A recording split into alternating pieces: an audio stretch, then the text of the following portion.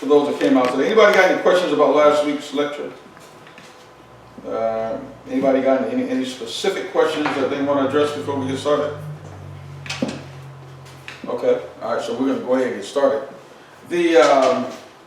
What I want to go over today is something really, really serious in terms of the times that we're in, and serious in terms of the specific times that's upon us now as a people.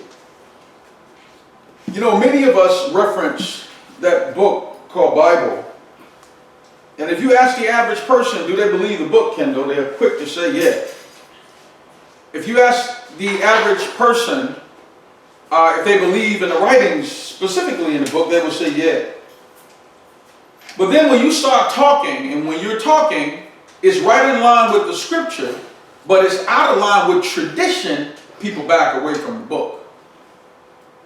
What I'm saying is that the Bible is undoubtedly a powerful book, but it's even more so powerful if we get the proper understanding of the book. We got that part. And once we get the proper understanding of the book, we deliver it according to that understanding. But I'll say this, and by a show of hands, how many of you recognize that today, is today the 22nd? Today's the 22nd, this is September 22nd, 2019. How many of you recognize today that we've been miseducated as it relates to that book? Raise your hand. So all of you realize that we've been miseducated as it relates to the book. Listen, there are people in the book that are undoubtedly chosen to rule. There are people in the book undoubtedly chosen to usher in God's kingdom. There's a specific people chosen for that. But what people have a hard time with is that when you show them those people in the book, they don't want to accept it. When you show them the scriptures as it relates to those people and the rule that those people bring in, people turn the page. They find themselves mumbling and fumbling, trying to understand what to do next. And then if you coat it with those people being the children of Israel, people are quick to shun away. Today, the lecture title is, The Trumpet Has Sounded, Rise, Judah, Rise. The lecture title again today is that the trumpet has sounded, rise, Judah, rise. Let's go right to it. We hold the teachings like they are for specific reasons. You see the word Trumpet, Trumpet. I underline the word Trump because I want you to understand what we're dealing with, Kendall. We're not dealing with a musical instrument, are we? Much of the teachings as it relates to Trump in the scriptures, we've covered. Many of the scriptures that we're going to talk about today are going to be a repeat of things that we covered. But it's important today that we reiterate, we emphasize, we tell, we repeat these scriptures and these stories so that they can properly sink in. So where are we going? The trumpet has sounded, rise, Judah, rise. Speaking of Judah, somewhere it's written in the scripture, he's going to have that hair like lamb wool, feet like brass as if it were burnt in a furnace. Look at that brother right there. Look at that lamb wool, brother. And look at that complexion. Look, like brass as if it were burned in a furnace. Like grandma used to say, y'all there you go. Peace, brother. Can I get some? Can I get some? Yes, sir. Peace, brother. Good to see you. My man. Yeah. So the lecture title today, The Trumpet Has Sounded, Rise, Judah, Rise. So what we're doing here, let's talk about this whole trumpet thing again, just so that we can get the right understanding. What do we mean? Now, we do about 3 or 4 lectures, Brother Mike, related to Trump. The biblical prophecy of Trump,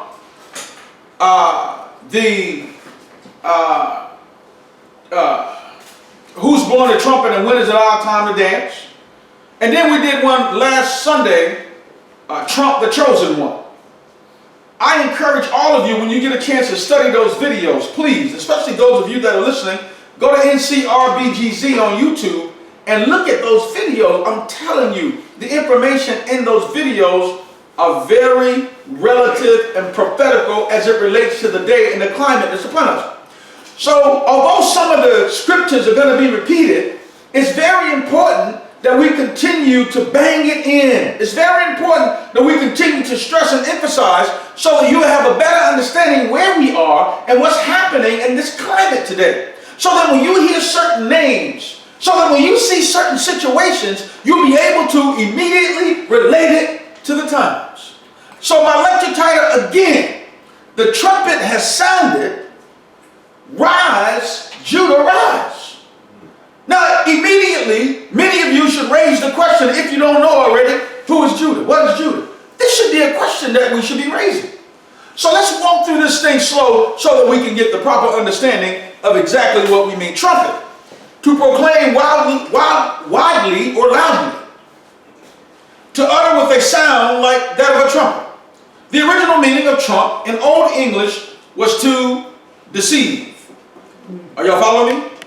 The original meaning of the word was to deceive. Now let me remind you, CNN has reported, along with other news organizations, along with Fact Check, that Trump has told about 8,000 falsehoods or lies since he's been in office. 8,000. 56 in 1 week. What does it say about a man that every time he opens his mouth, the only thing that can come out is lie, is falsehood? That's a serious situation. But what does that mean? Now, Trump name literally means the great deceiver. Make America what? Great. The great deceiver. Listen at it. Babylon the Great, which is another video you want to watch on NCRBGZ. Babylon the Great has what? Fallen. All of these are clues and insights in terms of the times that we're in, Brother Mike. And these things cannot be discounted, Kendall. So with that being understood, let's roll. We deal with the cycle 6 in here all the time. And every day, every Sunday, and I'm getting there, before we get going, I like to kind of hit a few things. But much of this we've talked about. The famous Trump Tower in New York is 666 feet high. The most expensive property in the U.S. is at 666 Fifth Avenue. His son-in-law owned it, Jared Kushner. $1 billion. But let me show you how serious it is. A company, I believe the company's from Saudi Arabia, that leased the building for 99 years, paid him $1 billion in advance to lease the building. Did you hear what I just said? They gave him $1 billion in advance to lease the building.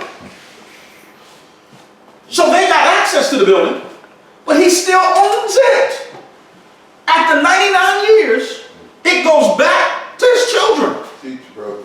But he got access of $1 billion and still owns the property. Now, that means if he has an equity in the property of $500,000, of $500,000, he still can use that money to leverage to buy other properties. You follow me? Teach, bro. So what they're doing, Brother Mike, is that they're using their power and their authority to continue to recreate wealth. What we need to understand as a people is that although we don't agree with all of what they're doing, we don't necessarily agree with their philosophies, we have to start using some of the good in their philosophies, some of the good in their programs to further our situation as a people. But what I want you to understand, Mike, is that $1 billion was given to him to lease the property. Now, Mike, you're from Baltimore, aren't you? East Baltimore. East Baltimore. Jared Kushner owns 9,000 units in Baltimore. President Trump just said recently that Baltimore is basically a shithole, a die. Don't no human want to live there. But look at what he did he opened the door up for investors, because this is the president talking, Come on now. to go into Baltimore and start buying those properties. It was a signal. Absolutely. Now, but here's the bigger picture.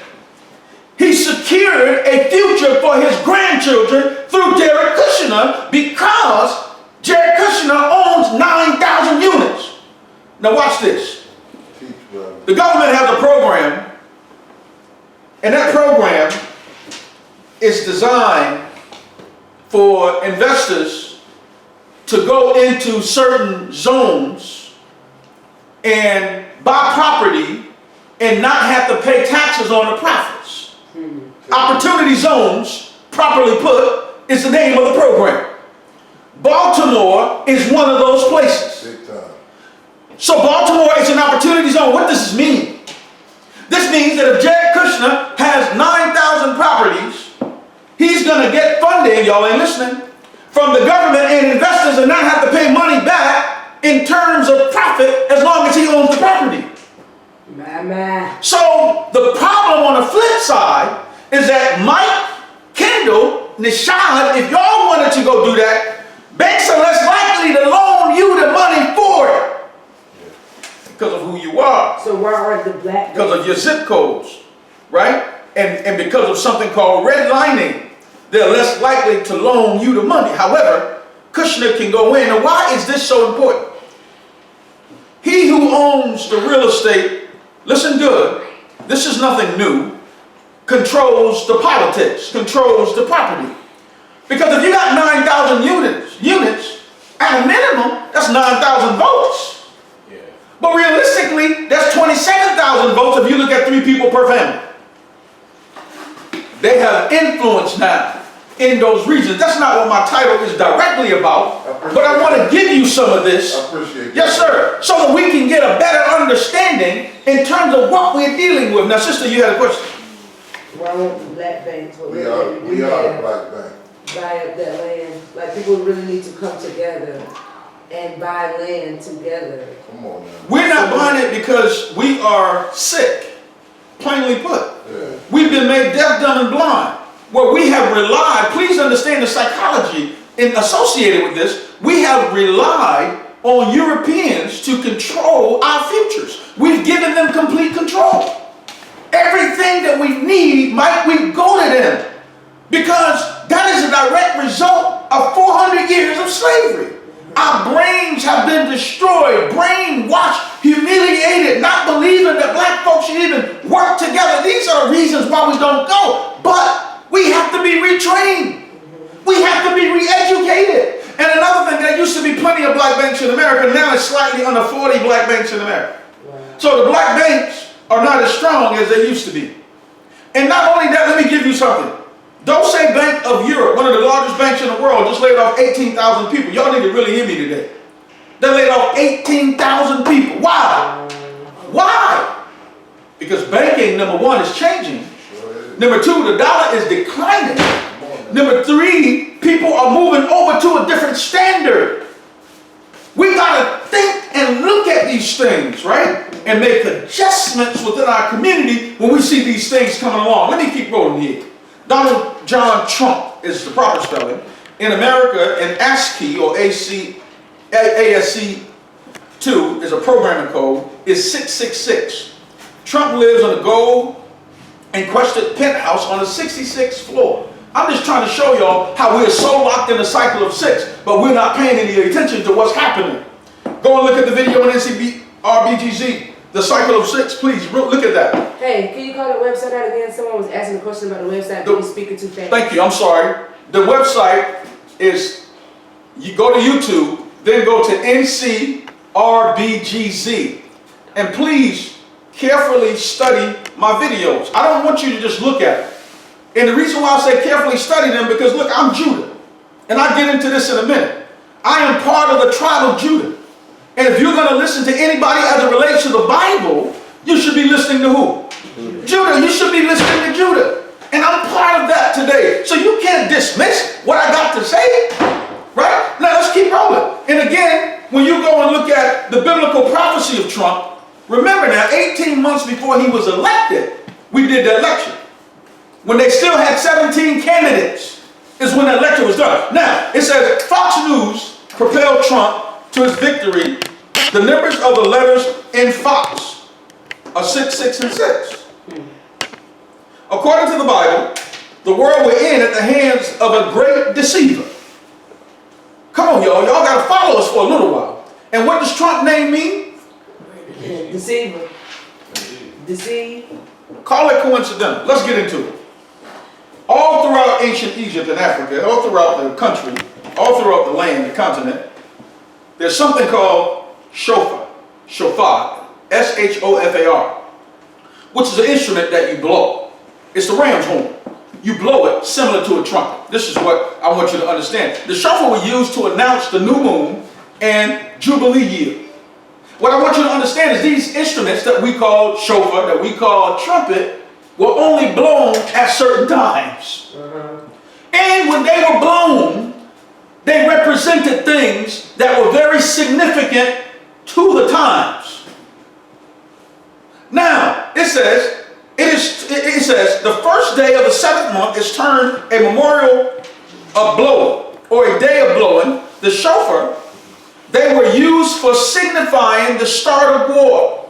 So whenever the shofar was blown, or the trumpet was blown, it was significant with something strong, big.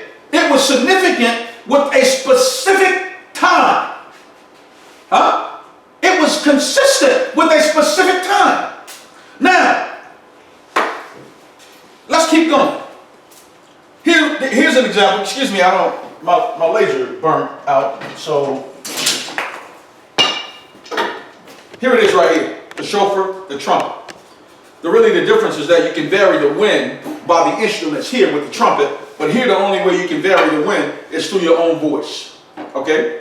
Now, the Torah describes the first day of the 7th month, first of Tishri, or Rosh Hashanah, as a Zakwan Teruah, lit memorial blowing, and as Yom Teruah, lit day of blowing. Yom means day. This was interpreted by the Jewish sages as referring to the blowing of the shofar. In the temple in Jerusalem, the shofar was sometimes used together with the trumpet. Stop. Why am I saying all of this? Because I want you to understand, when the trumpet is on the scene, when the shofar is on the scene, it represents a specific situation, a specific circumstance. Are y'all with me? Okay. Mike, are you following me? My brother, I'm with you. Okay, good. Kendall, you got it? Okay, good. Now it says, on New Year's Day, the principal ceremony was conducted with the shofar, which instrument was placed in the center with a trumpet on either side. On fast days, the principal ceremony was conducted with the trumpets in the center with a shofar on either side. Now let's back up. This is how the Jews interpret that instrument. But how did he, I'm going to use this word for the sake of our situation, how did the Africans interpret it? Now you all know that the Africans control animals, could impact the climate with what instrument? The drum. They had the power to impact all of these concepts. And they called it the talking drum. Now, we also understand that the drum, especially during the days of the slave codes, that the drum was banned in the United States of America. Because when the instrument was played, Mike, it would cause Africans to do certain things. So does. It still does today if it's played properly. So what happens with the drum is that the drum stimulates the secretion within the pineal gland, causing your frequency to change and be in accord with the drummer. Yeah. He's a drummer. So as the drummer is drumming, he can convey messages to you once you get on the same frequency as the drummer. Now, not only did they do it with the drum, but they did it with what you call the ram's horn. It's very important that you understand this. And it's also important that you understand that these were not just instruments that came out to play music.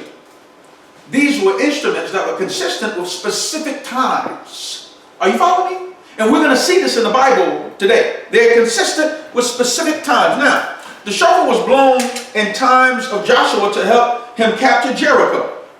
As they surrounded the walls, the shofar was blown and the Jews were able to capture the city. Listen at this now. Now it's an instrument of war. Why am I telling you this? Because, I'll tell you after the study group. The shofar was commonly taken out of war so the troops would know when battle would begin. So when you heard the shofar blown back then also, it was a time and a sign of what? War. Right? So only specific times that these instruments are even brought out. Now, let's get right to the Bible here. Remember now, the lecture title is, The Trumpet Has Sounded, Rise, Judah, Rise. The trumpet has sounded, rise, Judah, rise. Now, Jeremiah 44, 11 through 14. Remember the Bible is a talking book? The Bible is a book that was left by our ancestors, right? And the purpose of them leaving the book is so that we have a sense of direction in terms of what's happening in the world today and where we need to be as a people. Now, go ahead. Jeremiah 44, 11 through 14. Have you so soon forgotten the evil lives of your ancestors? The evil lives of the kings of Judah and their wives, to say nothing of your own evil lives, you and your wives. Why does it keep using that word plural? Wives. Anyway, we'll talk about that another time, Mike. The evil you flaunted in the land of Judah and streets of Jerusalem. And to this day, there's not a trace of remorse, not a sign of reverence. Nobody caring about living by what I tell them or following my instructions that I've set out so plainly before you and your parents. So this is what God, the angel armies, decrees. Watch out. I've decided to bring doom on you and get rid of everyone connected with Judah. Everyone connected with who? Judah. I'm going to take what's left of Judah, those who have decided to go to Egypt and live there, and finish them off. In Egypt, they will either be killed or starved to death. Let's stop for a second. You know that when we talk about Egypt, what are we talking about? That's our home.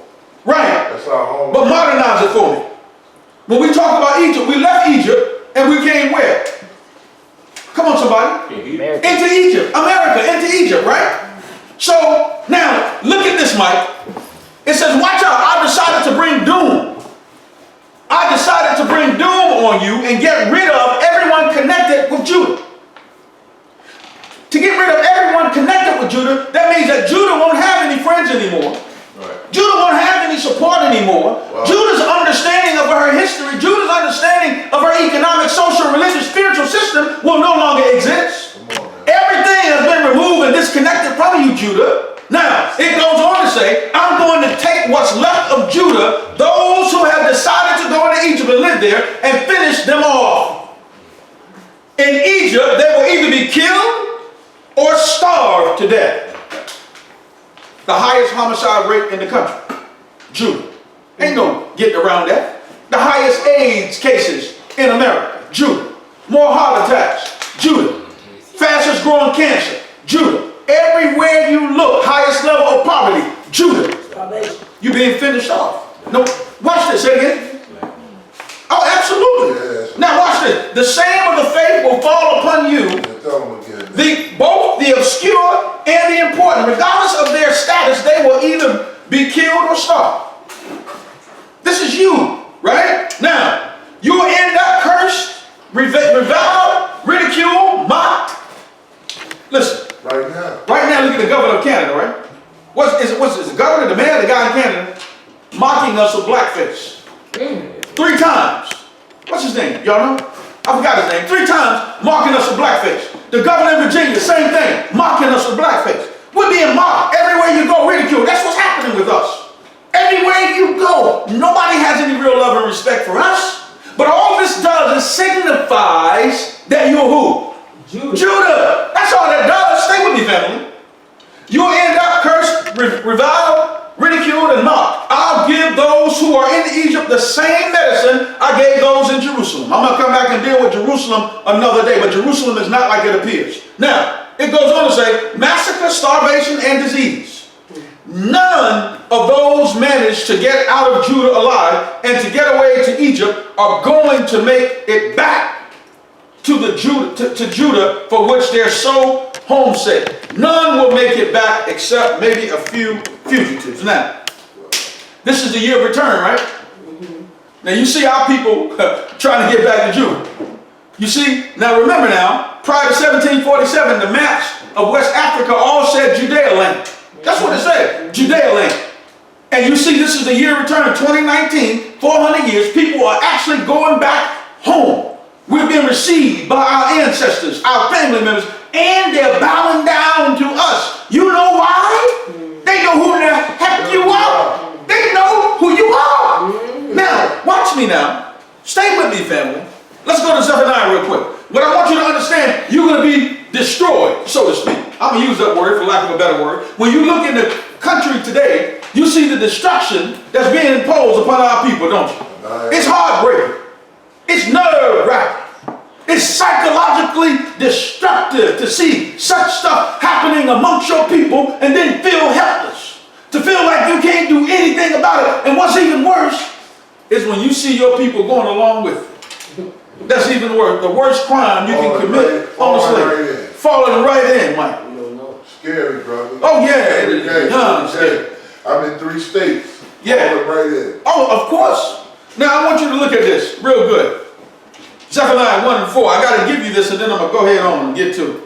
But I want to give you this. But right now, I want you to understand from the onset, in order for something to rise, first it has to be destroyed. That's the fall. Y'all got to fall. Y'all got me on that, right? Judah has fallen. We got that, right? So ain't but one way she can go. And that's her. That's the only way she can go. So when we say the trumpet has sounded, rise, Judah, rise. Well, I'm going to show you biblically what Judah can't do anything but rise. Now, if you don't believe the Bible, that's on you. You ain't got to.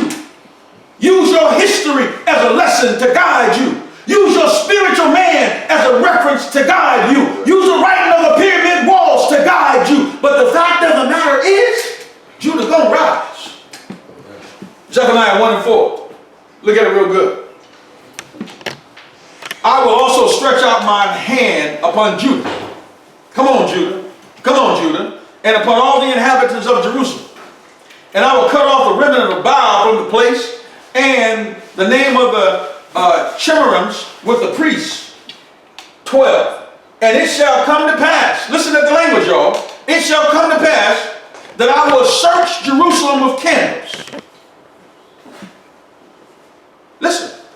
I will search Jerusalem with candles and punish them that are settled on their leaves. Now, what this means is that because God had already chosen Judah, he's searching them with the candle, individualizing each person, looking to see if you have been cleansed, looking to see if the ways of the Egyptians are removed from you. So he's searching you with a candle.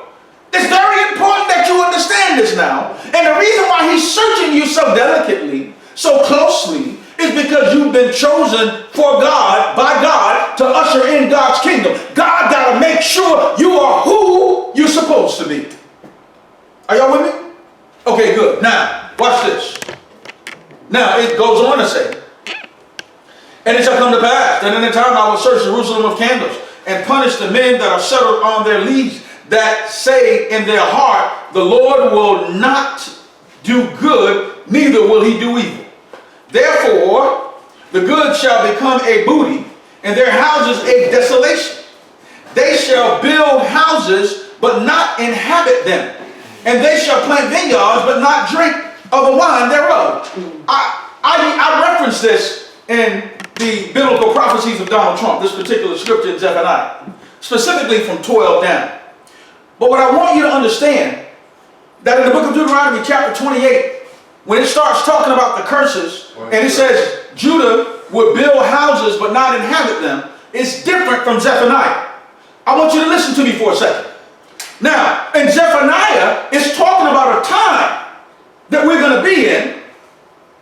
Investors, realtors are going to be building houses, but they won't be able to sell them. for a second. Now you think 2006, 7, 8, 9, 10 was bad. Now I can tell you it was bad. Can you imagine losing all of your money? Come on now. 2006, 7, 8, 9, 10 was bad. Complete wipeout. But watch this. What you getting ready to see will make that look like a cakewalk. Wow. What you getting ready to see. I want y'all to follow me for a second. The economy as we know it is changing, period. But right now, the government has released funds back into real estate to try to stimulate the economy. But at the same time, banks are falling and America's debt is growing. Go ahead. Closed up 4 banks last weekend. Say it again. Closed up 4 banks last You closed up 4 banks last weekend. It was easy. 4. 4 banks. 4. Yeah. Come on now. Look, What's man. the name of the banks? First Union Banks and First Union and American something. Yeah. Same was good in the city though. Oh yeah, listen. What you were seeing is the collapse of an economy. Now you got to think. China and Japan collectively were 2 of our biggest debt holders. China is selling off goods, are selling off bonds. Russia has been selling off bonds of debt that it owned with America for the past 10 years. Slowly selling it off. But now they are increasing. Where's that book at? Go get that book. I think it's called Shadow Government or Shadow War, where it talks about how China and Russia and other small countries have partnered up to destroy America's economy. All you got to do right this moment is take a trip to the Congo and you'll see all those countries right there. Yeah, of course. That's where they are. They're trying to get those natural resources. Exactly. And because they realize that things are getting tight. But what I want you to understand is specifically this scripture right here. Therefore their goods shall become a booty, a spoil. Their goods ain't going to be worth nothing anymore. America is not the leading manufacturer in the world anymore, family. She's not. Stop for a while. Right. And their houses a desolation. She's building, when I go to Atlanta, DC, New York, you see the construction they're building. Big time. But when I tell you it's getting ready to come to a screeching halt, it's getting ready to come to a screeching halt. Watch this. It says, they shall build houses but not inhabit them, and they shall plant vineyards but not drink the wine thereof. The great day of the Lord is near. Yes. Now this is for Judah. It is near and hasteth greatly. Even the voice of the day of the Lord, the mighty man shall cry bitterly. Now, mighty men are men who are in position of power. You're going to get to the point where these men are going to be crying, literally crying, because they're losing their power. Jumping off of buildings. Jumping off of buildings, as you saw in the 80s when the market crashed. Japanese were jumping off buildings, but what was not highly publicized, in this area right here where the farmers were, they were committing suicide. Yes, they were. Baby, this stuff is not unimaginable. It's right here. Now watch this. Let me show you how close it is. A day of trouble and distress. Listen to this, Mike. A day of wasteness and desolation. A day of darkness and gloominess. A day of clouds and thick darkness. A day of the trumpet. Stop. Remember, the only time the trumpet comes on the scene is through certain circumstances. War or certain special events. I can give you a great example. Oh, chauffeur, go ahead. That air raid alarm that goes off that we hear sometimes when we sitting in school. They might be testing it, but that air raid alarm is that trumpet that he's talking about. It's real. It's real. Now, all of y'all got this text, what was it, last year? From the federal government? They hit everybody at the same time? Same time. And you answered it? That's that trumpet. That's that trumpet. I can rock with that. This is, we're in that day where the government is going to need to be able to immediately and instantly communicate with you. Amber alerts. Amber alerts, same thing. An increase, you see all of that. But look at this, family. A day of the trumpet. Now, who's in office? The trumpet. The trumpet is in office. And what I want you to understand, that our ancestors knew what they were doing scripturally. Now, think Rashad, how did your ancestors get here? What do you mean? How did they get here? From Africa? Oh, through ships. Ships. None of you will deny that our ancestors came here on ships. None of you. Now, of course, there were some already here. We're not dealing. I'm talking specifically about the slaves. Come on down these Yeah. Some of them came on ships, right? Yeah. We all were.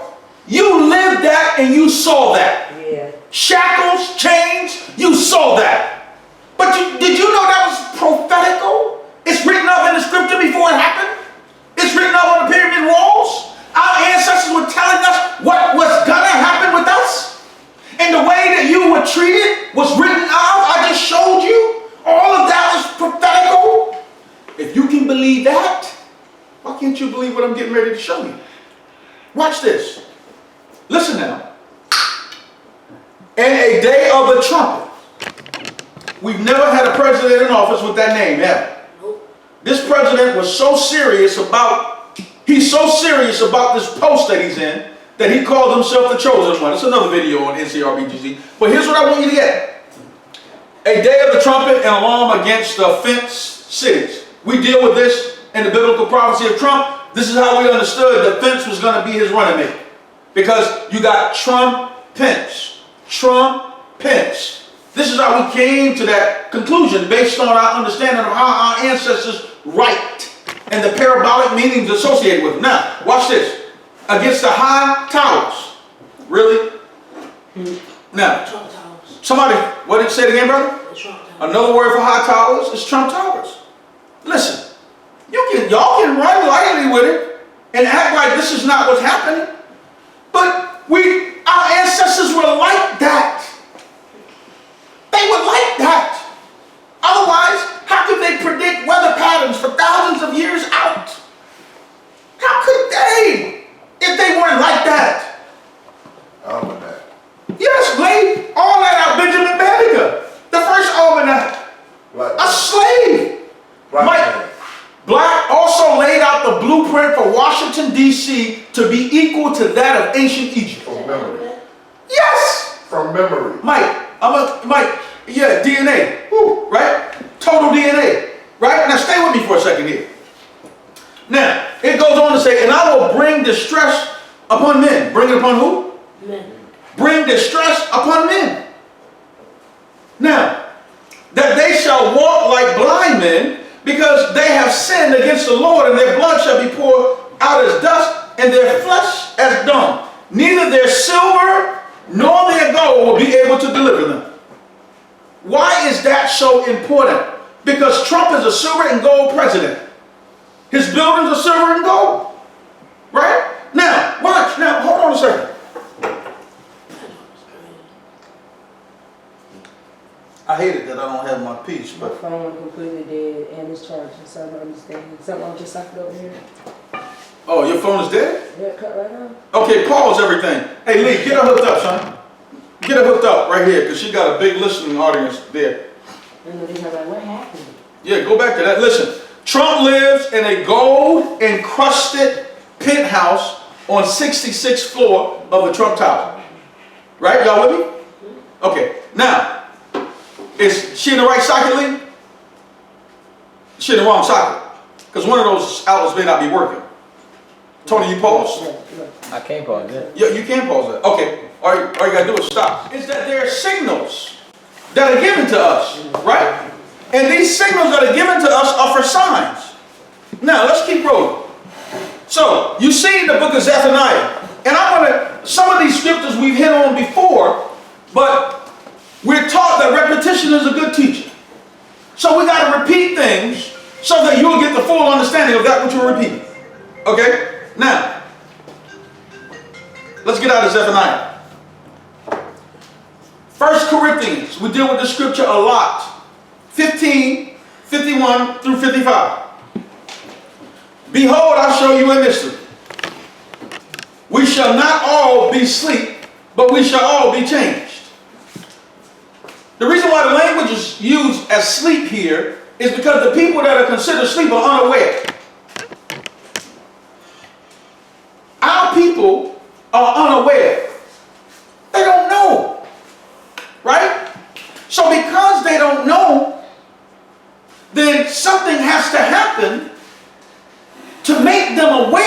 of what time it is. Watch this. In a moment, in the twinkling of an eye, at the last trump. Now let's walk slow. We're going to be changed in what? A moment, right? In the twinkling of an eye. Now what's going to change you in that moment is the twinkling of the eye. But you'll know that moment is here when? How do you know the moment is here? Come on, y'all. Go ahead, son. Come on, Nashad. When the trumpet sound. When Trump is on the scene. That's how you know the moment is here. Look at the language. In a moment, in the twinkling of an eye, at the last trumpet. For the trumpet shall sound, and the dead shall be raised incorruptible. Sorry about that, y'all. Now, who's the dead? Judah. Judah. Who? You already saw that. We already showed you how Judah has died. So now Judah has to rise. Judah has to be resurrected. Judah has to be made alive. So the scripture says, behold, I show you a mystery.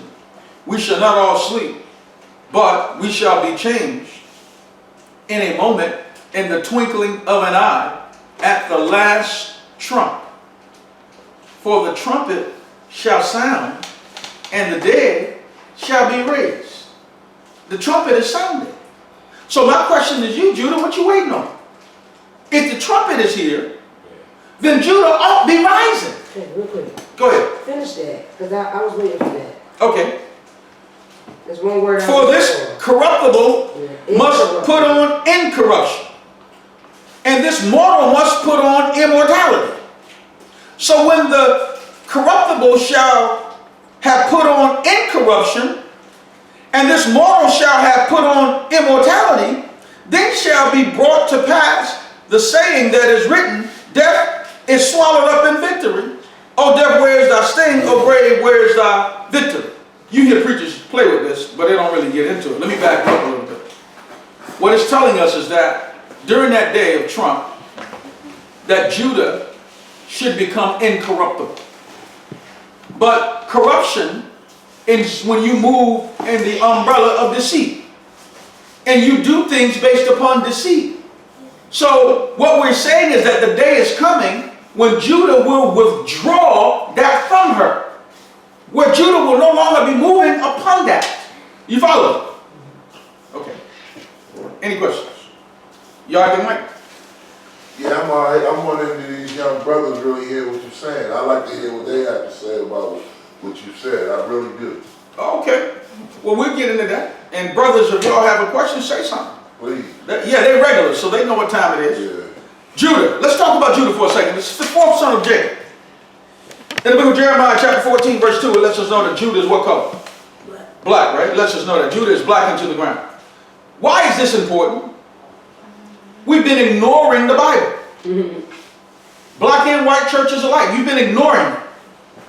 You have been relegating us to that of slaves.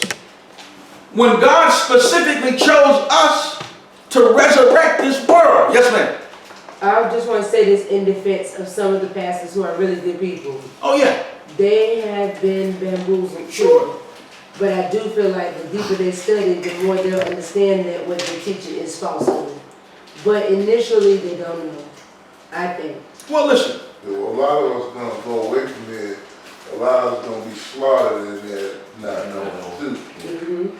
So that's another point of that contention. Sure. That they need to wake up quick. And you know, he's speaking on Trump as the signal. Absolutely. And we need to be paying attention to that period. Absolutely. Because after Trump, then we got to deal with another deal. Absolutely. But this is our time Right also now. in this. Please understand. If you're going to plant crop, this is the time for you to plant it. Listen, if you're going to make investments as Judah, this is the time for you to do it. Whatever Judah does now, this is her time. But what has to happen is this time is that Judah has to rise. That means that you got to put yourself in position of authority to make change, to usher in God's kingdom. You are the one for that. How do we know 2 and 9 lets you know you're a chosen race. Deuteronomy 7 and 6 lets us know that you're a chosen people. The book of Amos chapter 3 let us know the same thing, that you're chosen by God. You have the responsibility and the obligation to usher these systems in. Listen, nobody else can do it. Don't get upset, but nobody else can do it. Nobody else can do it. We have to turn the power back over to God's intended people. And the people that God intended to rule is Judah. Let's keep rolling. How do we know we're Judah? No other people can claim captivity the way that we have. No other people were brought into captivity like us, Mike. No. Nobody can claim that. In the book of Genesis chapter 15, verse 13, it tells us that you will be captive for how long? 400 years. Right? So we're right within that. Nobody else can claim that they were brought into captivity into Egypt on slave ships. Nobody else can claim that. So if nobody else can claim that, you should have no hesitation on taking control. You should have no hesitation on resurrecting and taking your post. None at all. Now, Kendall, your name change. Look at all of us rocking European names. Except for me. My name ain't European. Well, okay. Well, I say all of us, I mean the majority. Yeah. It's okay to charge, Slay. I don't want to fight. So we're talking, most of us have been rocking European names. All of this is part of it. Now, when the Chinese came here, their names weren't changed. When they were used to build railroads, Ching Chong. the Japanese names weren't changed when they were put in local camps. None of that. Our names were changed. But watch this. Here's the biggest thing. Here's the biggest deceit in all of it. You're called an African American today. Wow. Now, watch this, Mike. Come on, brother. Now, who should you be called? Judah. Judah! Yes! The whole thing is that they killed us with the name change. You should be called Judah. Right now, everybody should recognize us as Judah. But instead, you're called an African American. And what you call that, you don't understand this anymore. But this is so serious. Listen, I'm coming, sister. Yahudah or Judah? Listen at the language now. Judah, hold on, African American. Judah, African American. Judah, African American. Judah, Judah, Judah. The vibration, the resonation, the frequency. It gives off a different response. Yes. Go ahead. So when we are marking our classification of race, we should mark other and write in or type in Judah. You can start doing that. I mean, there's no reason why we can't start doing that as the ethnicity. There's no reason why we can't and shouldn't start doing that, right? So we can recognize. So it will be recognized that we know who we are. Somebody else had a hand up. Okay, all right, I'm getting there. So the name changed, right? We got the scripture to show you when the names are changed. But the fact of the matter is, you know that our names are changed. But the biggest thing they took away from us is our true title of Judah. Because they did not want any association with Judah to be in our remembrance. It's in the book of Psalms, chapter 83, verse 2. Israel is no longer in their remembrance. We have no understanding of Judah anymore because the name has changed. Now watch this. Please hear me, Mike. You don't have any understanding. Watch this now. In ancient Africa, our ancestral DNA is present with us. Period. So, when you call certain names, it brings forth certain powers. So when you call the name Judah, it awakens the ancestral DNA within you that causes you to respond accordingly. Then you will start doing certain things that's consistent with Judah that you weren't doing prior to. So the way that we talk to our children, the way that we talk to our elders dictates what happens with them. You are what you believe you are. You've heard Paul in the book of Proverbs chapter 32. As a man thinketh in his heart, so is he. Why aren't you thinking that you're a Jew? Because you've been brainwashed, family. You've been destroyed. I'll give you the greatest example. Give me in the one. world. Peace, brothers, peace. Go ahead. Have you all ever heard this education in any of your classrooms in school? Nope. My class, my history teacher tried to tell me the Black Panthers was a terrorist organization. So everything this brother just stood up there and spoke on lends validity. Something that they're not going to teach us about ourselves. And I'll say this again. But it's our job. Right, it's our job to do it, but the language that we speak is a very vibratory language. And certain things we say wake up certain DNA in us that causes us to respond accordingly. And so the DNA is so rich for us that when we say certain names, thousands upon millions of years of DNA has been collected to qualify that particular name. Come on now. So when you say Judah, it's already etched in your DNA that you are the one that ushers in God's kingdom. So the necessary tools, kingdom, the necessary understanding, Nashad, Zaire, that brings forth God's kingdom starts to come alive in you. Right? Because under Judah are those attributes and those characteristics. Just as when you call the name Abraham, Isaac, or Jacob, there's an association in your DNA that calls those powers forward. We talked about this last week. It's called ancestral veneration or African veneration. When you call on the name of your ancestors, you're accessing those powers that were in those ancestors. Stop, stop, stop, stop. Where have we seen this? Movies? Now forget the movies, bro. In church. No, let's go home. Let's go. Look at this. Shaka Zulu. Before Zulu went to war, he met with the elders. You got to understand that the elders visited him in a dream. You got to understand that they told him how to defeat the Dutch. He called on them.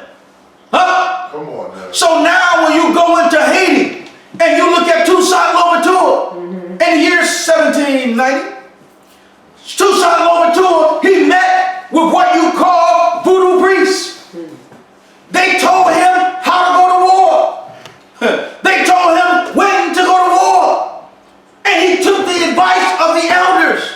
And when he took that advice, they were able to overpower the French. Pack them up and send them on their Send them back. And look at what happens now. Now they tell you, don't mess with your visions. Don't mess with your dream. Don't mess with that voodoo stuff. Why are they telling you that? So you don't defeat So you them. don't, family.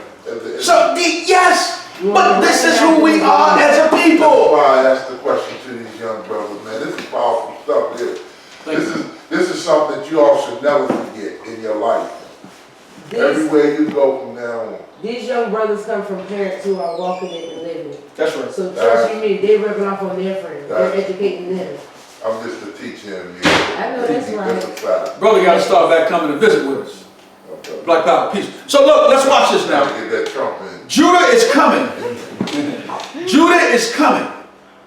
The only people that's capable of restructuring the world as we understand it is Judah. Period. Exactly. There it is, point blank. The only people, except that, the only people whose design, whose spiritual system, The stamina. whose historical stamina, pioneer, whose DNA collection is capable of giving birth to such rulership is Judah. Now, you may say, how do you say that? Let me show you. So this rulership has to come in the form of a government. Well, let's talk a little bit. Everybody okay, right? In the book of Revelation, chapter 5, verse 5, this is why I say now, when your little boys and your little girls come to you and say things, don't brush them off. You should have never been doing it in the first place, but especially now. Because we're in the time where all the prophecies, in the book of Joel, chapter 2, verse 30, and where they're talking about the prophecies, your sons and your daughters shall prophesy. They're talking about Judah. They're talking about the children of Israel. You your children's children inherit. Yes, you can't dismiss that. Sure. Now watch this. Revelations 5 and 5, starting at 4. I wept, MSG version. I wept and wept and wept that no one was found able to open the scroll, Book of Eli. able to read it. Now, at this point, the elders are weeping because there's nobody available to open the scrolls, Mike.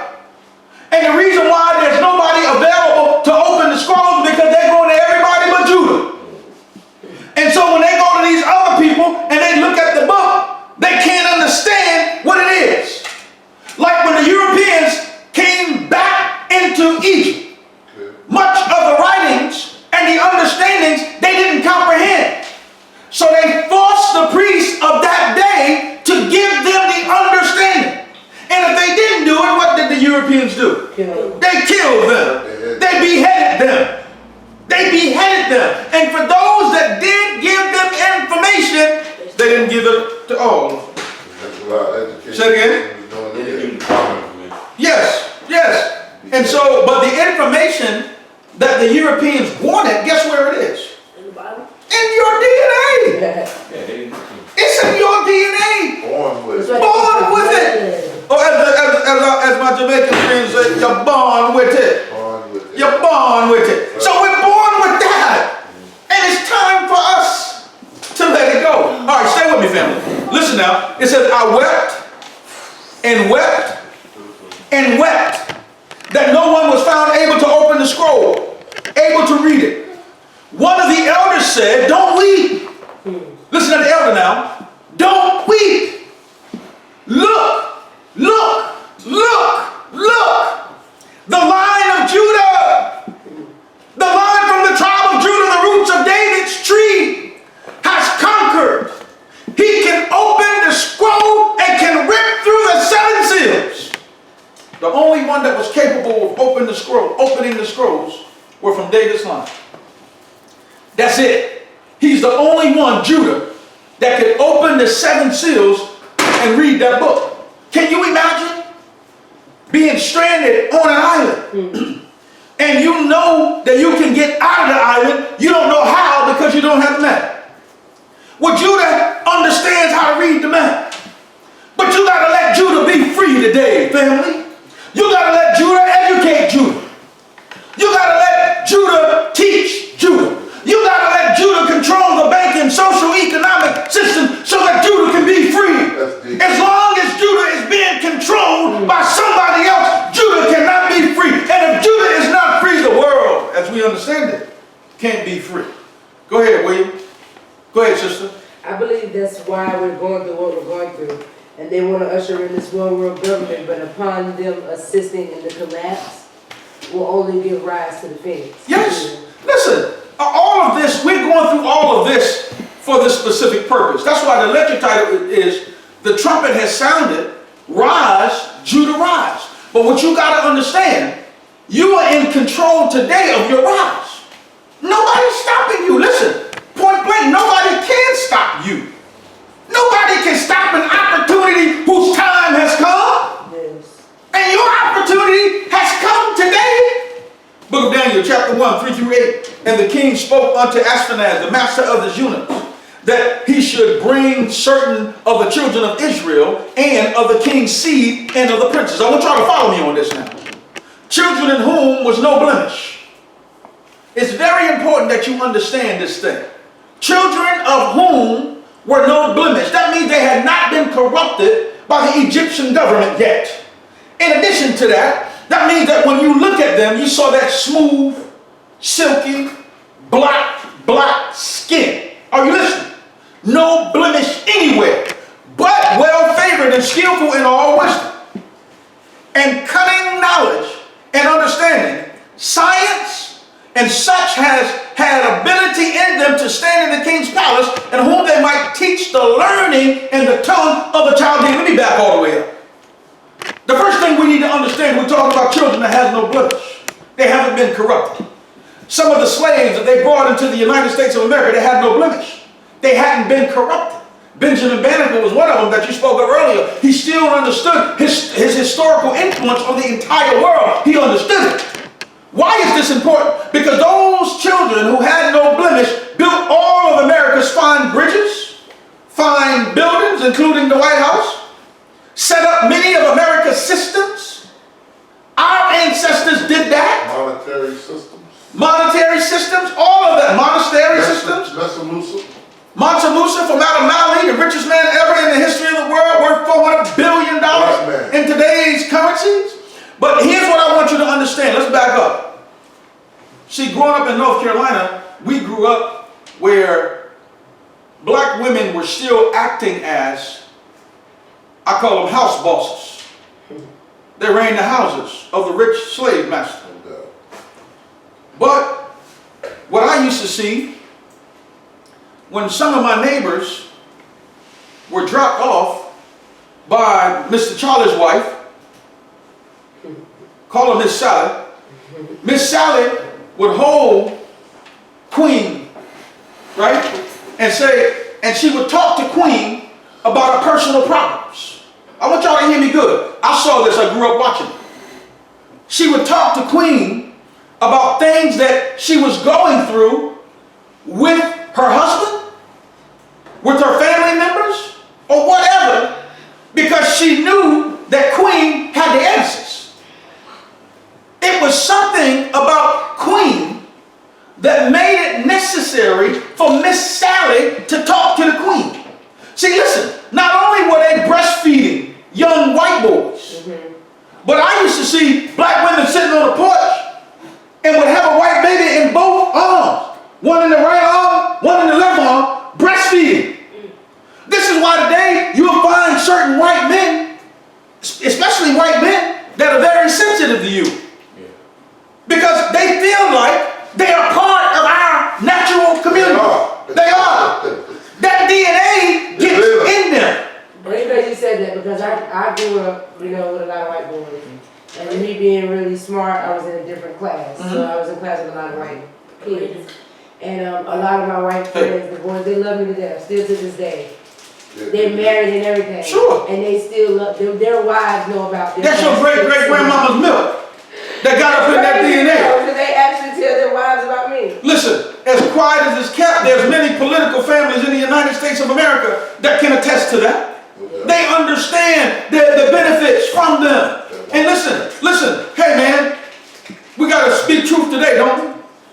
That's why you find some white guys strong, agile, fast. I mean, boom, they got it. Breast milk. Because that breast milk. Yes. This is what it is. Now, why am I telling you this? Miss Sally would also ask her, how do you make your food taste like that? When I cook that chicken, it don't taste like that. How do you make your collard greens come alive? It's just like you eat the collard greens, and when you start to chew the collard greens and they go down, it energizes your How do you do that?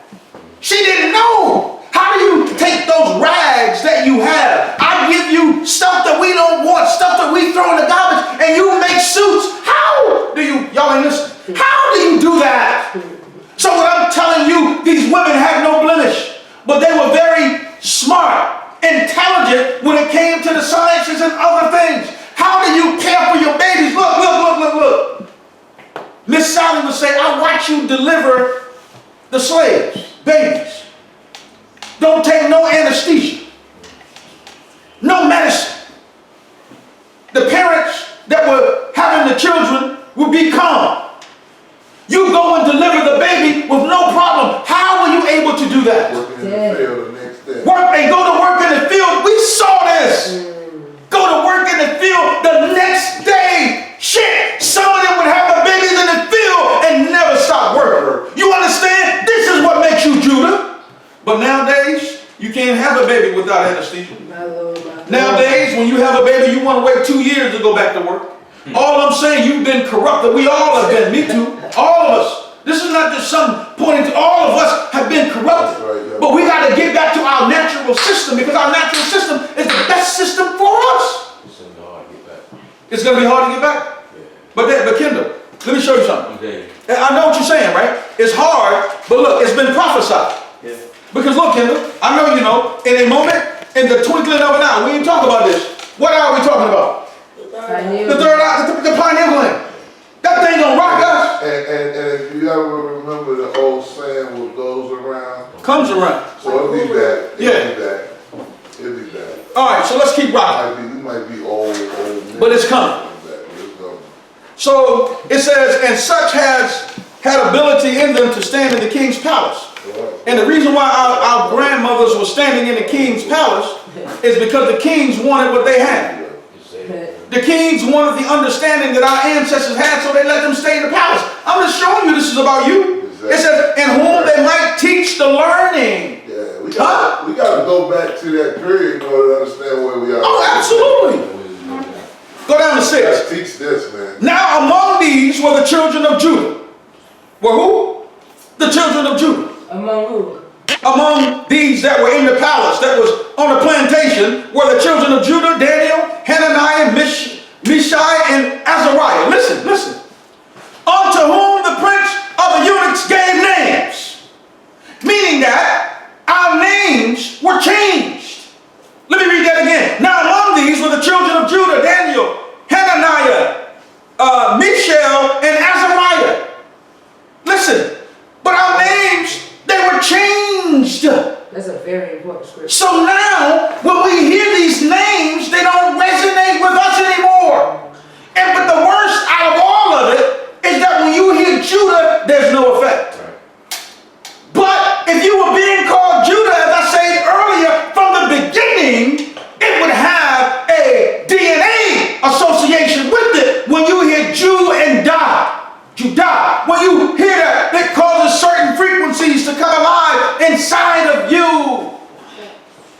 sister with the camera, please. Now among these were the children of Judah, Daniel, Hananiah, and Mishael, and Azariah, and to whom the prince of the eunuchs gave names, for he gave the name Daniel, the name of Belteshazzar, and to Hananiah, Shadrach, and to Mishael, Meshach, and to Azariah, a bad Negro. A bad Negro. Listen, family. So what are we saying? Judah was changed to African American. Please understand. Listen at me real good, Mike. Judah represents a governing body. Come on now.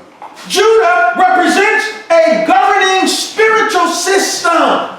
It represents a high priestship. It represents spiritual authority. It represents the awakening. So when you hear Judah versus African American, it has a different association. So the name Judah is no longer in your remembrance. So when you hear it, the association with Judah doesn't resonate.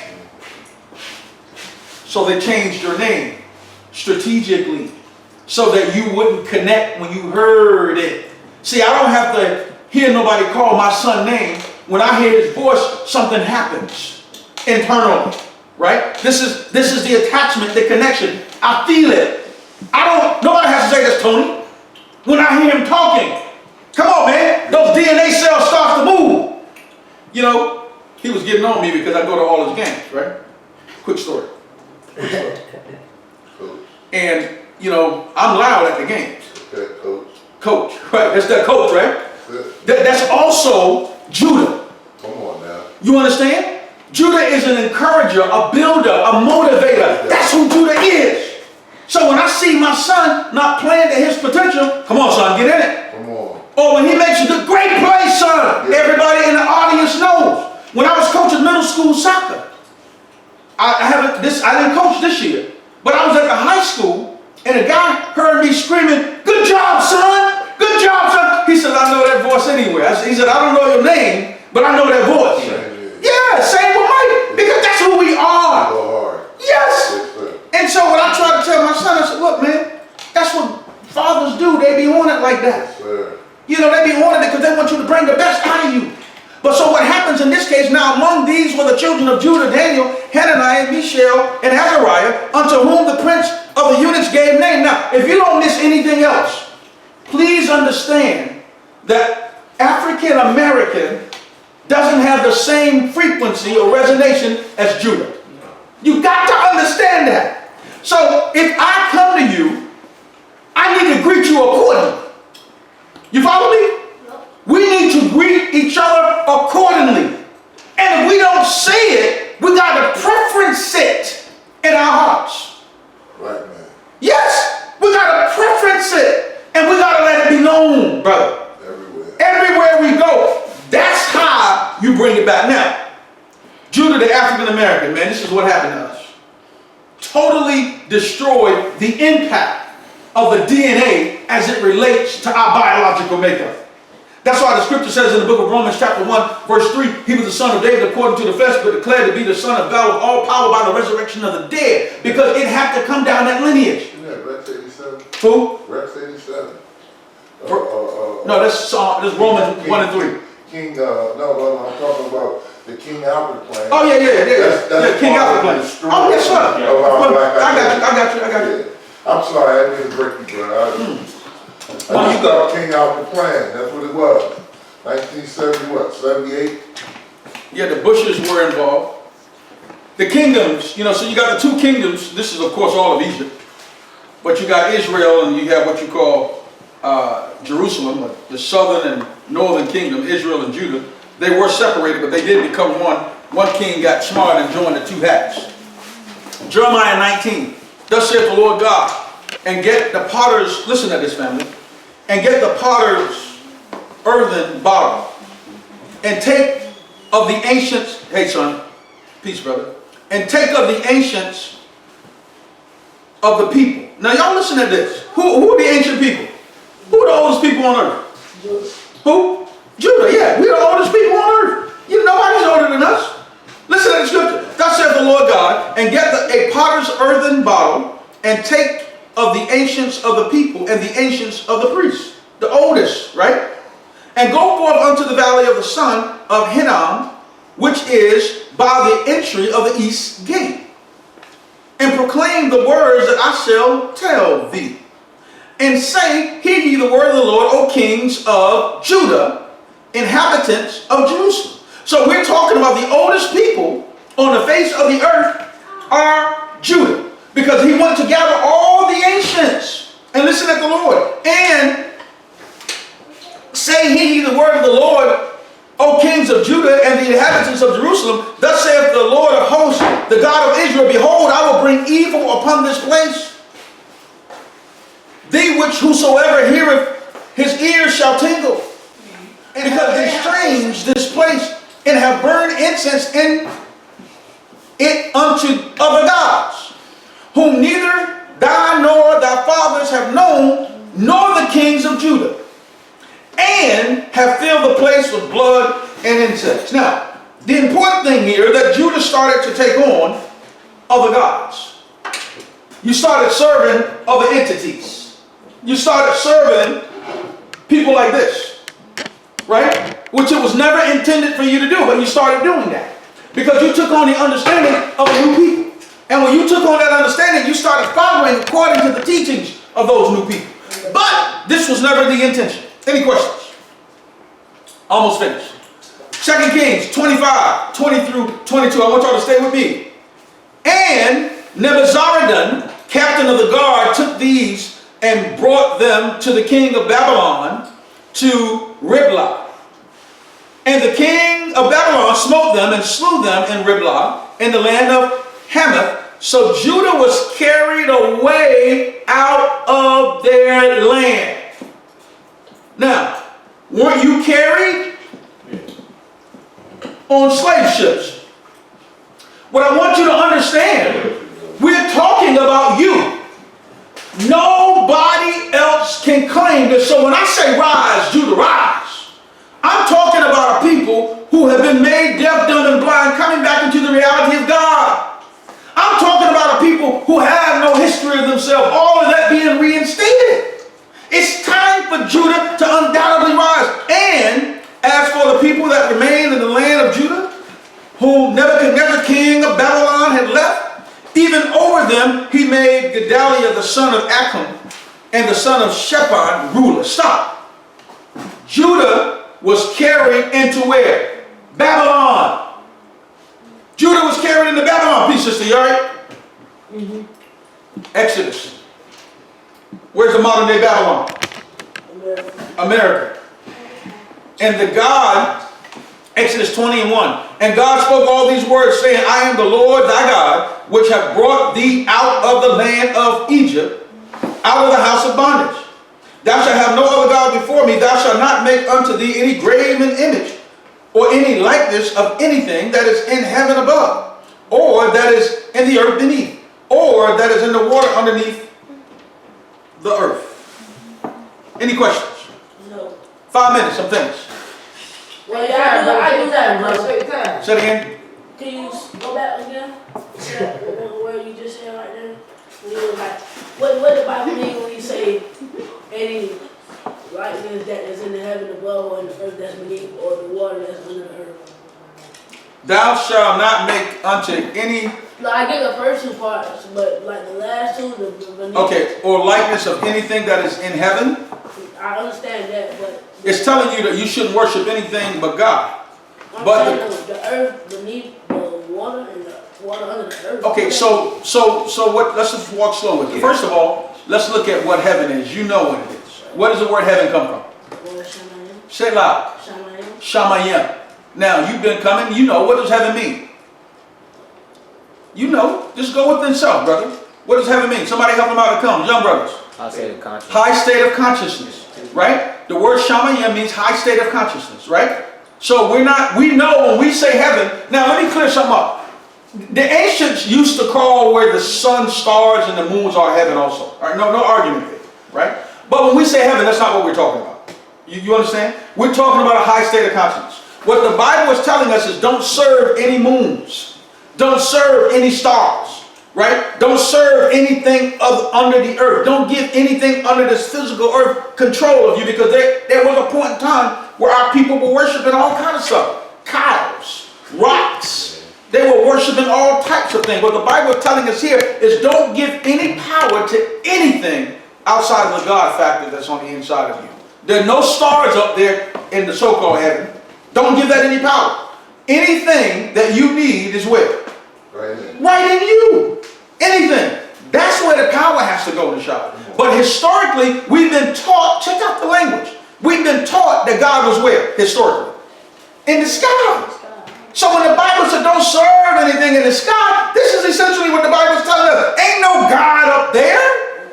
The only God that you can deal with is where? 1 Corinthians 3:16, right there. Know ye not that your body is the temple of the Spirit of God dwelleth where? In the temple. You got that. Yeah, we got that. The two temples. Right. We deal with that. Chronicles, 1 Chronicles 9:1. So all Israel were reckoned by the genealogies, and behold, they were written in the book of the kings of Israel and Judah, who were carried away into Babylon for their transgressions. Now, who are we talking about? Talking about us, right? You were carried away into Babylon because you decided that you were going to worship gods up in the sky, gods underneath the earth. So you were carried into Babylon because of that. But where is Babylon? The modern day United States of America. So when you say you were carried, what does it mean to carry? Hey, brother, do me a favor. Please. Come here, young blood. Carry this to Lee. Come here, young blood. You. Carry this to Lee. Carry this to Lee. That's Lee right there. Carry it to him.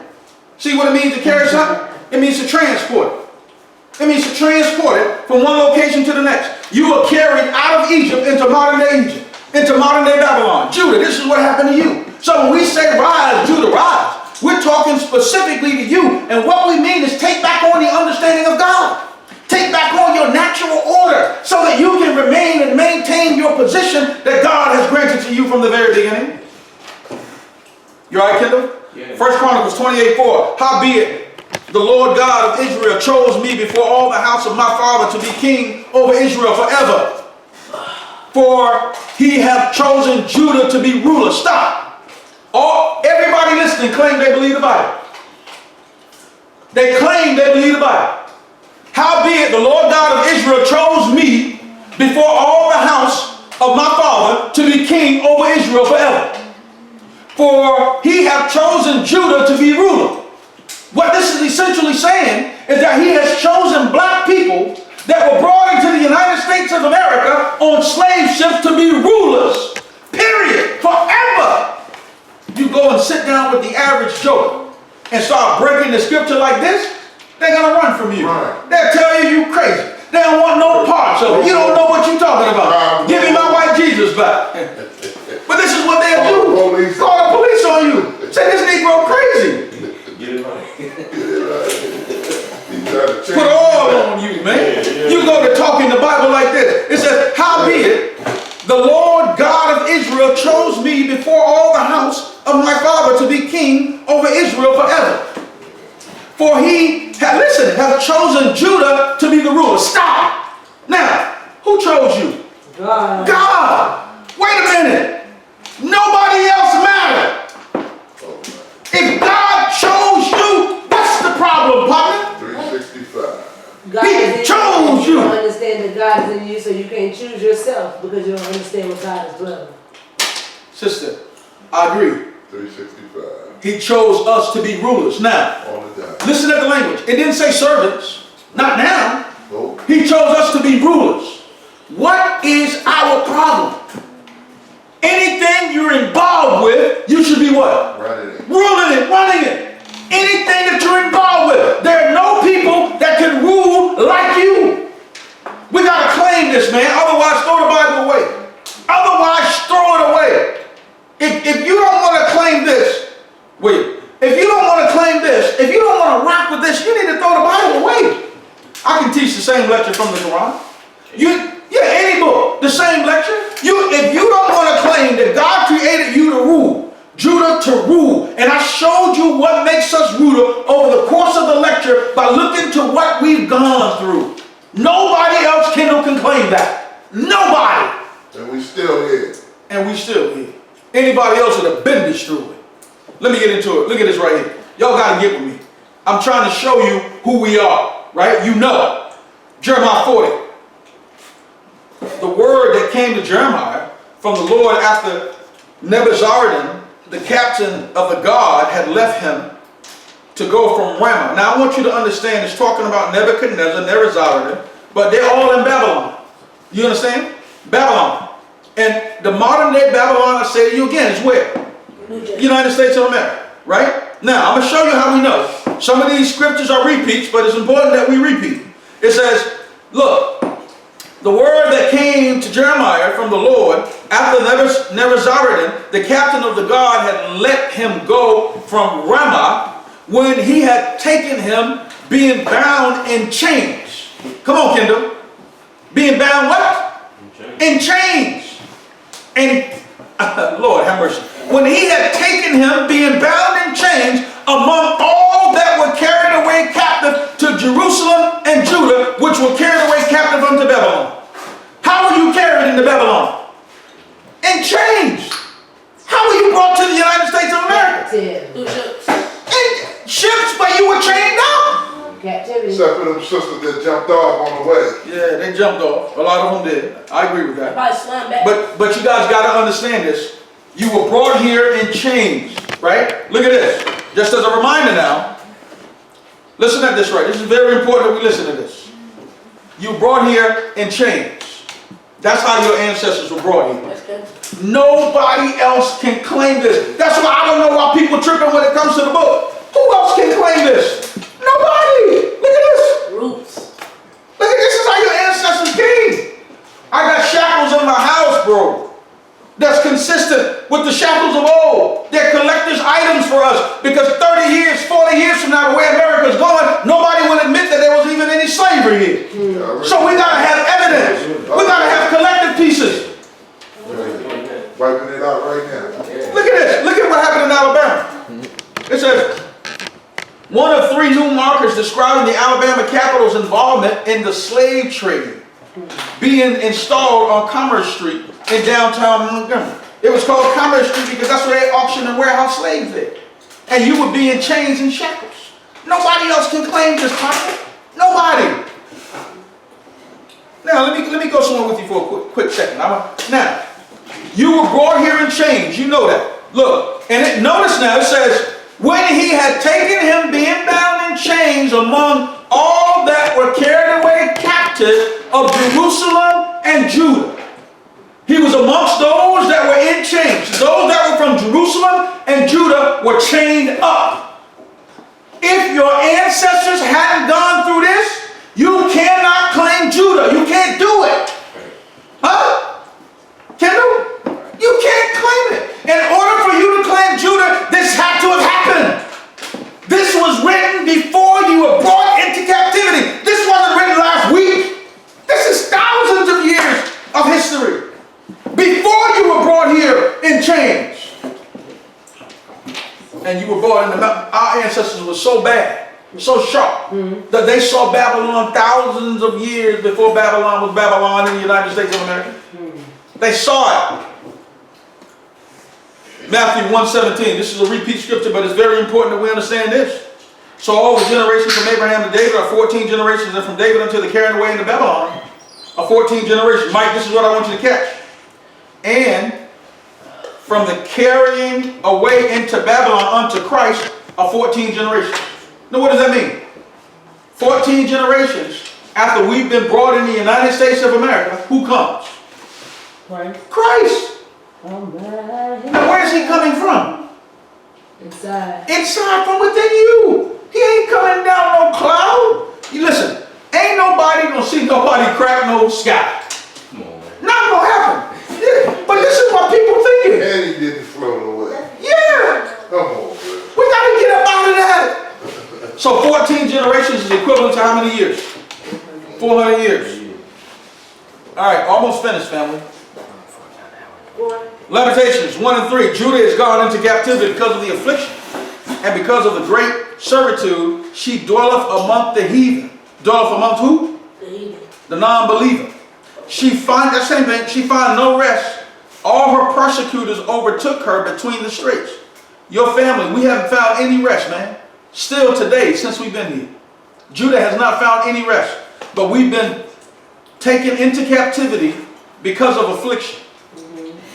Right? And because of great servitude. We're dwelling amongst the heathen. We were brought into captivity. We got to own this. Because nobody else can claim it. When you own it, it goes back and pulls that DNA forward. And you become a biological part of the process. This is very important that you understand that aspect of it. Prepare. Preparation. Jeremiah 13:19. You want to lecture on that next Sunday? I haven't lectured on that yet at all. You want it? Go ahead, bro. Keep going. Maybe 2 weeks? Let's talk right Okay, all right. Jeremiah 13:19. The cities of the south shall be shut up, and no one shall open them. Now, you were enslaved mostly where? In the South. In the South, man. Florida, Alabama, Texas, Tennessee, Mississippi, Below the North Carolina, Mississippi South Same Carolina. climate as west. Virginia? Yes, back home. Same climate. Look, Judah shall be carried away captive, all of it. Listen, how many ways do we need to say it? Judah shall be carried away captive, all of it shall be wholly carried away captive. All of us were carried away captive, Judah. All of us are in the United States of America. All of us were enslaved or shut up in the South. The Bible's laying it out. We were shut up in the South. You can't get around it. I just showed you what was happening in Alabama. The same thing was happening in Mississippi, North Carolina, South Carolina, Georgia. The largest slave port in the country was South Carolina. The second largest, believe it or not, was New York. But they were distributed back south from New York. But the largest slave port was South Carolina. It says, Port Authority. It said the cities of the south shall be shut up, and more shall open them, and none shall open them. Judah shall be carried away captive, all of it. It shall be wholly carried away captive. Somebody, who got a question? Go ahead, son. Back then when it was slavery, was a black man safe anywhere in America? Say it one more time. Back then in slavery, was a black man safe in America? Was he what? Was a black, back in the day of slavery, was a black man safe anywhere in America? Anybody want to stab at that? I mean, I'll answer it after everybody else. Anybody want? You want it? I just will honestly say to you, brothers, we're still enslaved, man. So we're still endangered species to the day. We're still not wanted because of what he just taught here today. That we are from the tribe of Judah, bro. And the attack is going to keep on coming until we wake up one morning and say it ain't going to happen no more. All you got to do is stand up and reject what they gave us as a name. He said it all in this message, brother. It's just that simple. All you got to do is wake up with the mindset that I'm from the tribe of Judah, and that devil beast, he's going to step out of your way because he can't deal with that. So yeah, we're always endangered species in America. Slavery to the day. Because they understand what we don't understand, is what he's teaching. We are the chosen ones of God. You better believe it. But if you notice, every time in school, I just use school for example, because y'all spend a lot of time there. All you gotta do is step off to the corner and you're in trouble. Right? Because they're not allowing you to be from the tribe of Judah. That's right. That's that miseducation system that we live in under. That's right. So now you know that. When you walk in there Monday morning, you go in there with a different mindset. That's right. I come from King. That's right. I am God. That's right. Clean the ears. He just got finished teaching the temple.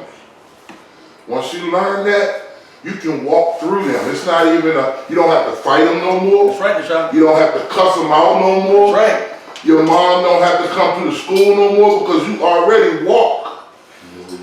It's who you are. And that's why I said earlier, I hope you all are really listening, because this brother is teaching real stuff here. This stuff you ain't gonna get nowhere. And that tells you right there, that's your clue. I'm not even hearing this in school. Right. So this brother take the time out of his life where he could be somewhere, take businessmen, that's what we are. And he could be doing anything else but being right here, teaching you that you're the king that you are.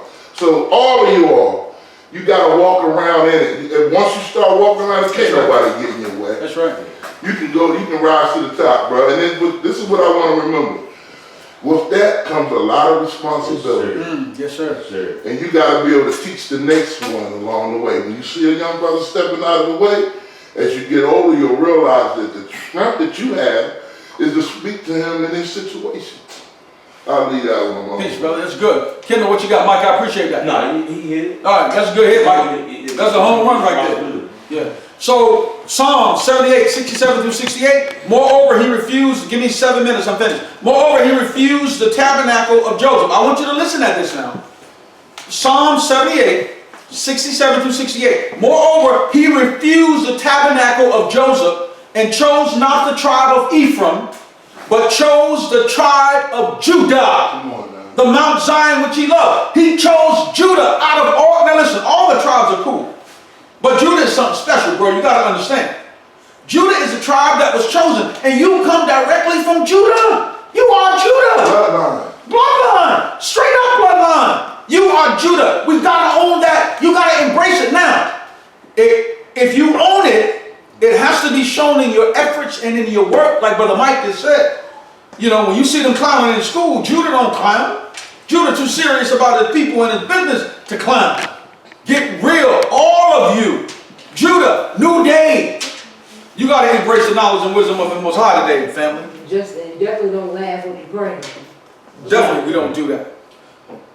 Micah 5, 2 through 4. I'm almost finished. But thou, Bethlehem, Ephratah, though thou be little among the thousands of Judah, yet out of thee shall he come forth unto me, that is to be ruler in Israel, whose goings forth have been from of old, from everlasting. This was planned out in the very beginning, that you be ruler.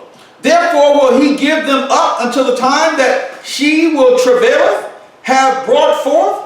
Then the remnant of his brethren shall return unto the children of Israel, and he shall stand and feed in strength of the Lord, and the majesty of the name of the Lord his God, and they shall abide. For now shall he be great unto the ends of the earth. Talking about Judah, being great unto the ends of the earth. Judah the chosen one. Genesis 44:14. Joseph was still at home when Judah and his brothers got back. They threw themselves down on the ground in front of him. You got to understand this. Now, we're going to go back where? Come on. And we're going back. And when you go back, guess what's going to happen? Your brothers, they're going to bow down to you. Why, Mike? Because they know who you are now. That's why this year return, this 400-year thing is so serious. And the brothers that I talked to that's going on the continent, they're getting that level of love. They're getting the brothers literally bowing down because they know exactly who we are. You got to understand this, family. You are Judah. You are the who. They know. Listen, the brothers over there on the continent, great. We love them. All the brothers that are scattered in the four corners of the earth, all of them from the tribe of Jacob, the 12 tribes. But Judah is a different class all by herself. All by You better believe it. Can I say something? Yeah, go ahead, brother. When I meet brothers from the continent, They don't know this. hold up. They look at me and say, You better believe it. wow. They look at you and say, stand up, man. Stand up.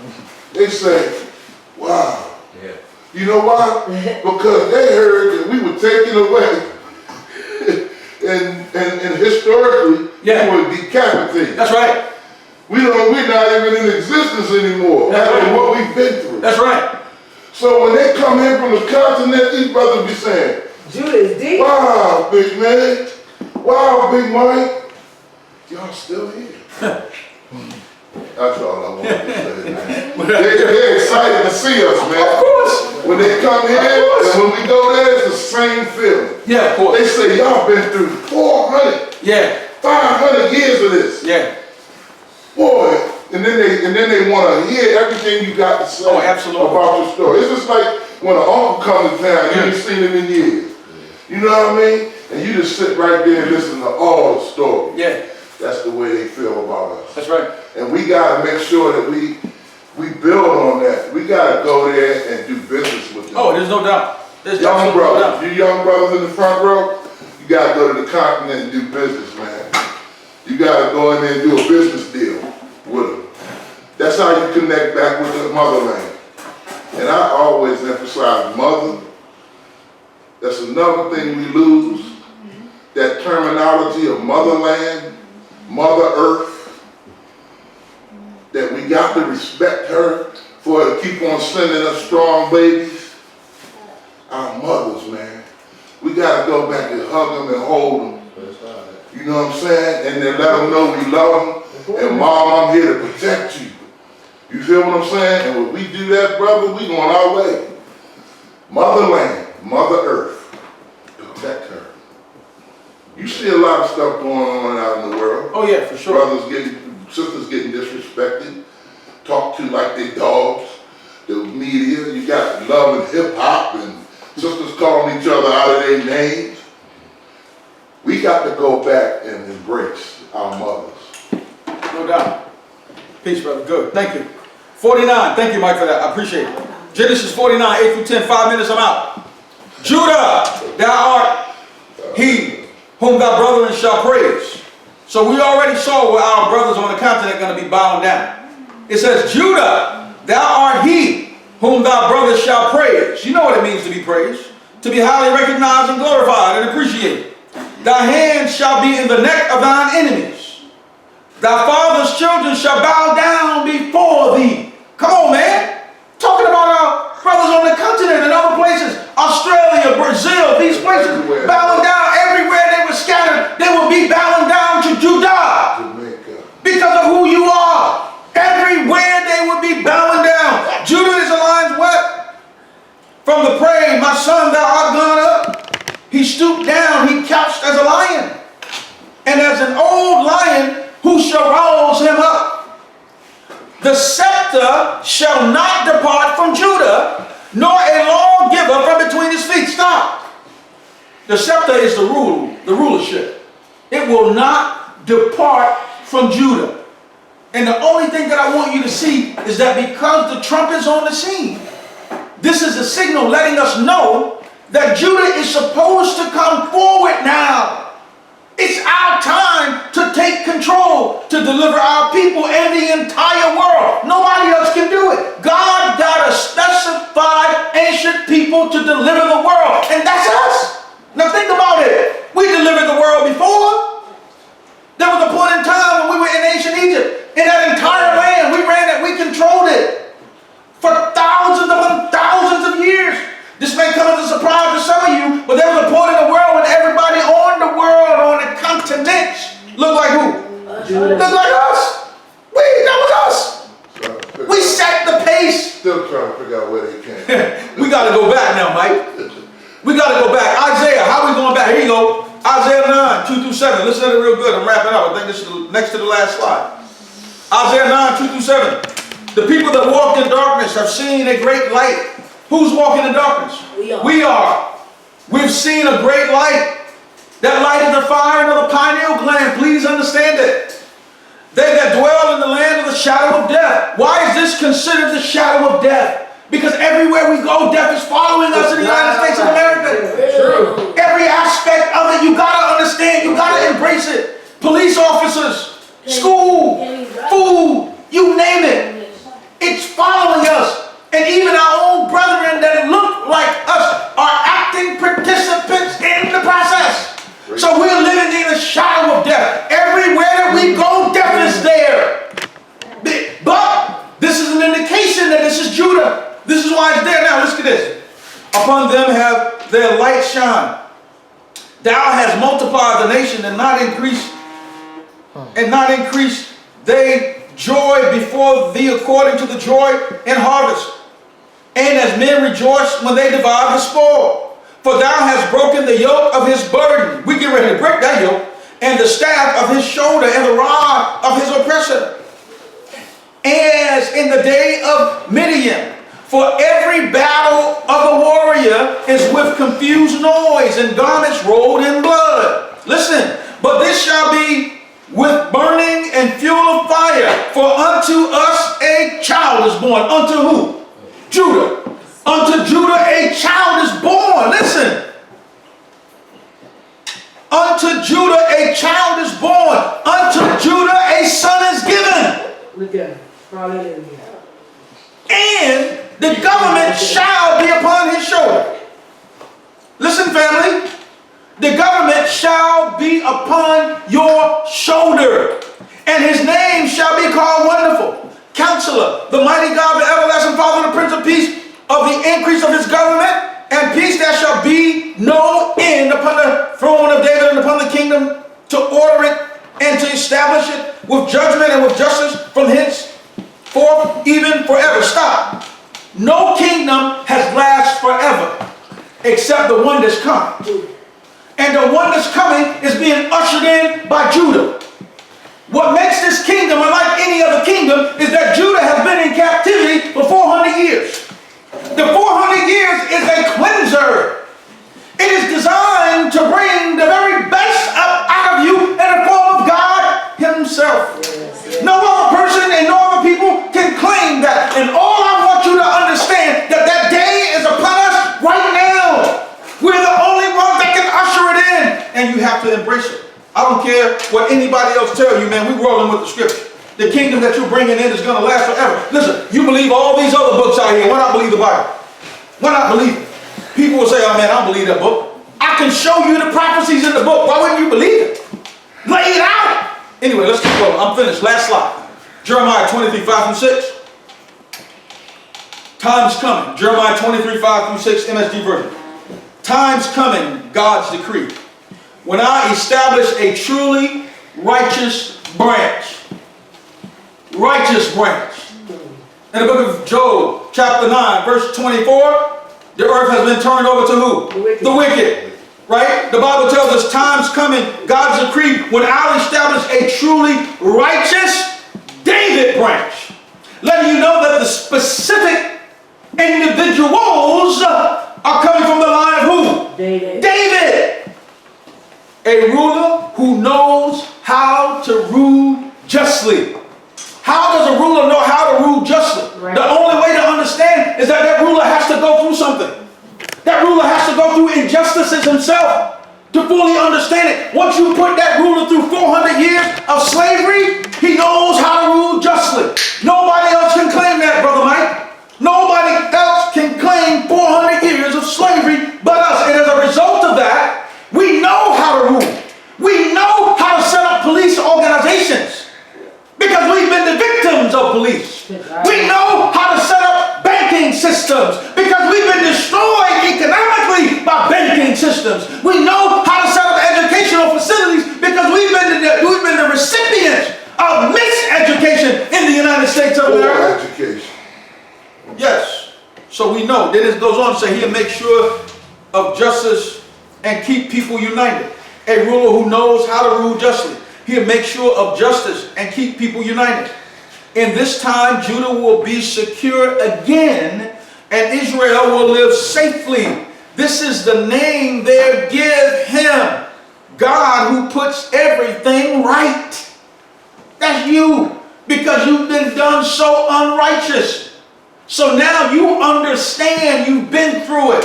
See, look, many people can try to act like they get it, but they don't, because they haven't gone through it.